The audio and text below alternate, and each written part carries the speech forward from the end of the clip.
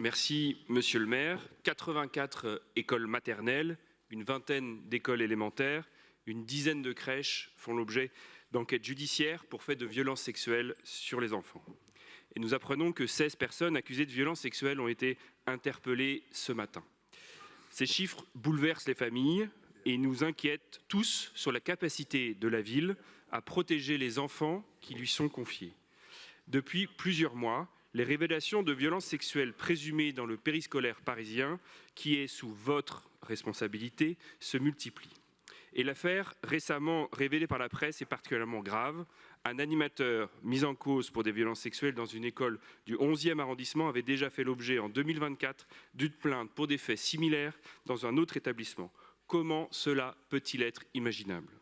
Même classée sans suite, cette première affaire aurait dû conduire à davantage de vigilance. Les familles découvrent aujourd'hui qu'aucun dispositif de suivi intercirconscription n'existait alors. Cette situation, monsieur le maire, soulève 3 questions auxquelles nous attendons enfin des réponses précises.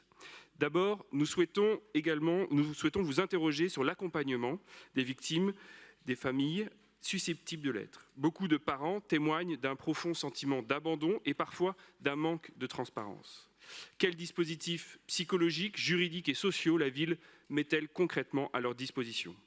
Ensuite vient la question des contrôles et de la vérification effective des mesures annoncées par la ville. Le lien de confiance est rompu. Nous ne pouvons plus vous croire sur parole, alors que les représentants de votre majorité nous expliquent depuis plus de 10 ans que tout allait pour le mieux. Quels moyens concrets seront mis en œuvre, sur place et sur pièce, pour que les conseillers de Paris que nous sommes puissent contrôler sa mise en œuvre ? Vérifier et contrôler que les signalements, les suspensions, les recrutements et la circulation des informations fonctionnent entre les différentes CASP.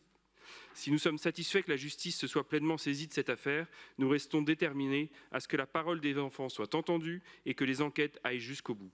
Cette mobilisation judiciaire ne peut exonérer la collectivité de sa responsabilité administrative et politique. Enfin, la question des moyens reste entière.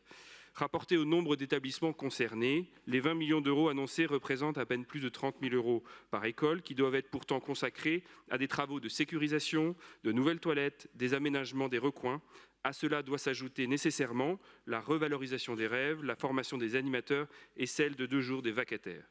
Les moyens que la ville doit engager pour cela paraissent sinon trop modestes, en tout cas très flous.